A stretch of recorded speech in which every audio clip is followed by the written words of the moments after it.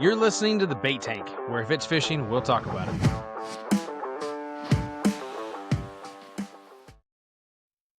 Hey, everybody, welcome back to Season 2 of The Bait Tank. My name is Anthony.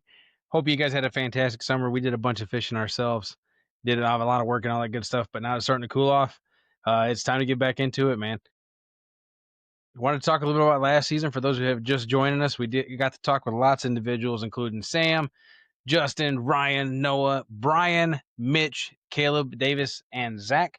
Now, these guys specifically covered different things varying from their duties as part of the River Authority in Texas in terms of Mitch, including the mussel restoration project, and talking about the Guadalupe bass, which is native to Texas itself, and restoration of that species because it was almost wiped out.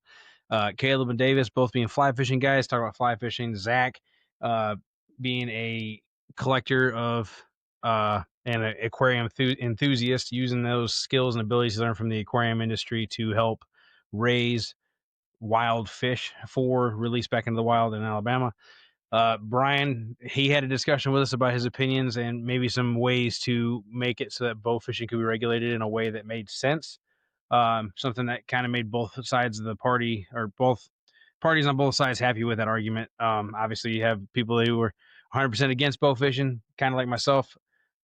But then you also have ones that are 100% for it. So where's the middle ground? That's what we discussed. And it was an interesting discussion. We came across some things. So if that's an episode you want to check out, feel free to do that. We talked to Noah, who is a hatchery employee up in Canada, dealing specifically with rainbow trout strains.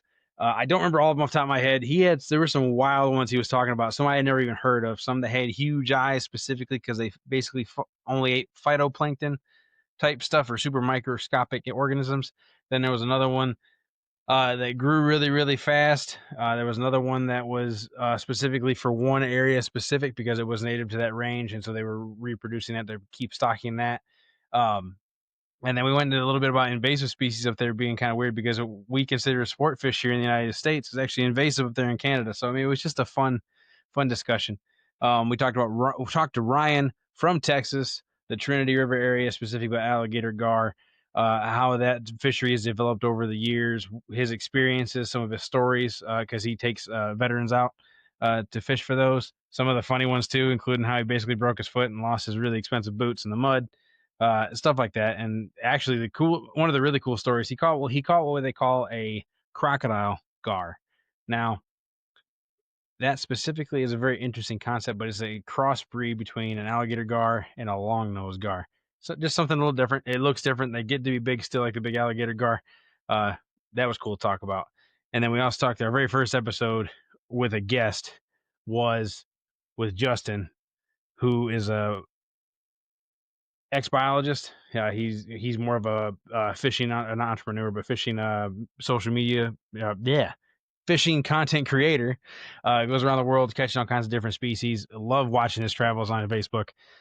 He was super cool and was very grateful for him to come on for our first episode, using somebody else besides just me, Sam, and Zach, and talked about the study he did with swordfish.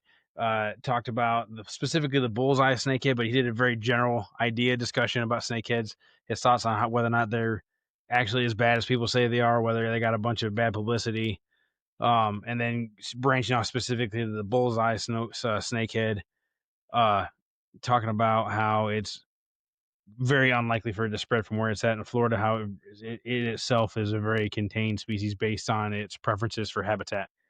So that was last season. So what's the plans for this season? The plans for this season is to do more of these same kind of discussions. We might branch a little more into the sport fishing side of things, talk to some people that do tournaments or host tournaments and whatnot. Maybe branch off into some of the technicalities of wildlife management stuff. We had our buddy David also last year. He's wanted to talk about fishing. He also said he wants to come back and do another episode. He's been doing this thing where he's trying to catch 1,000 different species on camera.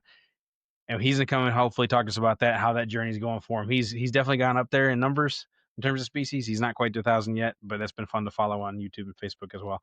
And, it's just stuff like this. The idea with the show is just to bring more information out there so people can make informed decisions to support this activity that we all know and love, fishing. Every aspect of fishing, good and bad, has to be talked about, has to be discussed.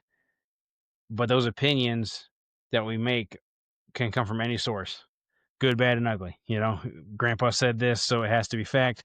Internet says this, so it has to be fact. Where's the middle ground? What's actually the truth? We're trying to uncover it. Hope you guys figure it out. Hope you guys will join me for this next season as we get into this. Welcome to season 2 of the Bait Tank. We hope you enjoyed today's show. If you got any questions, comments, concerns, or topics that you want discussed, you can leave us a comment or email us at thebaittank@yahoo.com. For more content, check us out on YouTube at The Bait Tank. Until next time, tight lines, everybody.